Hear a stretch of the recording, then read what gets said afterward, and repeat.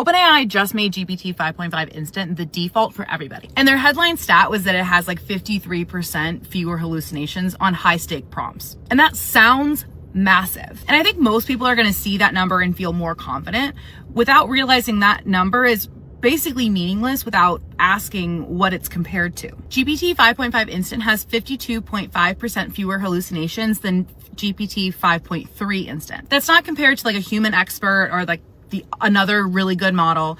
It's compared to the version that it replaced, which is a much lower bar than it sounds like in the media. But okay, like say you accept that comparison. The next question you need to ask is on what data? OpenAI defined high stakes prompts themselves. They designed the test, they ran the test, and then they reported the results. There's no third-party audit. So the prompts that they called high stakes might be very different from the high stakes questions that you're actually asking at work. And even if you accept the comparison and the data set, there's still the question of what a hallucination means in this scenario. They claimed a 37.3% drop in user flagged inaccuracies. That's people clicking a flag button in the app. It's measuring whether someone noticed that something was wrong, not whether something was actually wrong. And that's when you get to the AIME benchmark. GPT 5.5 Instant scored 81.2 on the math competition exam, and that's up from 65.4.